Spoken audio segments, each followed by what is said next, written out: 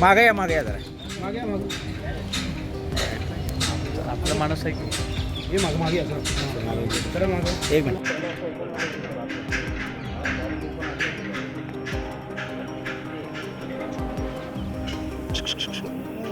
थोडं जवळ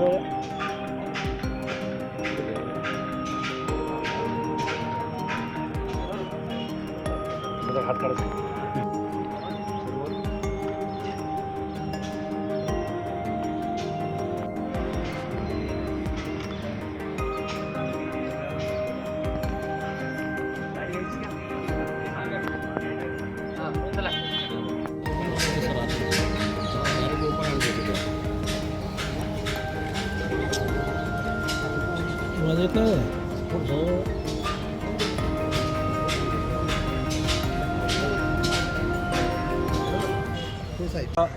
गोपनीय माहिती मिळाली होती.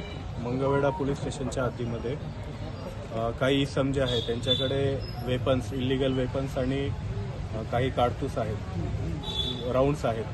तर या माहितीच्या आधारे आम्ही आमच्या LCBच्या टीमला गोपनीय पद्धतीने तिथे पाठवलं रेड करण्यासाठी.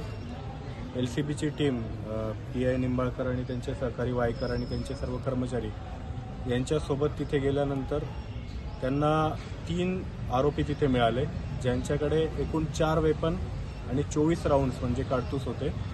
आणि ते जे 3 आरोपी आहेत त्यापैकी एक आरोपी जो आहे तो रत्नागिरी येथे एका जन्मठेपेच्या गुन्ह्यामध्ये शिक्षा भोगत होता. त्या जन्मठेपेच्या शिक्षेमधनं त्याला पेरोल मिळाली होती आणि पेरोलवरती तो बाहेर आल्यानंतर परत त्याला जेलमध्ये जाणं अपेक्षित होतं, परंतु तो गेला नव्हता आणि स्वतःची ओळख लपवून तो या इतर 2 आरोपींसोबत मंगळवेढा हद्दीमध्ये राहत होता.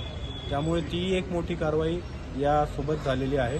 यातील जे हे आरोपी सगळे जन्मठेप भोगणारे आरोपी आहे, भोगून आलेले आरोपी आहे आणि काही पेरोलवरचे आरोपी आहे. अशा पद्धतीने 3 आरोपी जे ते खूप गंभीर गुन्ह्यातले आरोपी यामध्ये ऑलरेडी होते आणि त्यांना आपण आणखी या अशा गंभीर गुन्ह्यांमध्ये पकडलेलं आहे. त्यामुळे अतिशय उल्लेखनीय कामगिरी सोलापूर ग्रामीण पोलीस दलातर्फे करण्यात आलेली आहे. आरोपींची नावं जी ती आम्ही आपल्याला शेअर करतो. तर यातील आरोपी जे आहेत फाईक मुस्ताक कळंबेकर, दुसरा आरोपी जो येतो निगोंडा हनुमंत बिराजदार आणि आणखी राजकुमार बिराजदार, असे 3 आरोपी आम्ही या कारवाईमध्ये ताब्यात घेतलेले आहे. सर, वेपन्स पाळण्याचा उद्देश काय होता? विक्रीसाठी आणलेले होते की काही क्राईम करण्याचा उद्देश? नाही, त्यांचा विक्रीचा उद्देश नव्हता, क्राईमसाठीच त्यांनी वेपन्स सोबत बाळगलेले होते अशी प्राथमिक माहिती आहे. तरी सुद्धा आम्ही त्याच्यामध्ये आणखी चौकशी करतो आहे. यामधले जे आरोपी जे आहेत ते अगोदरच्या एका खुनाच्या गुन्ह्यामधले आरोपी आहेत. त्यामुळे त्यांनी ते वेपन सध्या का बाळगले होते आणि कशासाठी बाळगले होते याची अजून पुढे चौकशी सुरू आहे.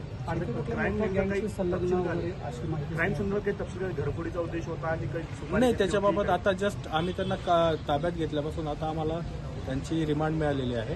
आता रिमांडच्या दरम्यान आम्ही त्याची चौकशी करू आणि त्यामध्ये पुढे गोष्टी निष्पन्न होतील की हे वेपन ते कशासाठी आणि कुठून मागवलं होतं आणि कशासाठी मागवलं होतं.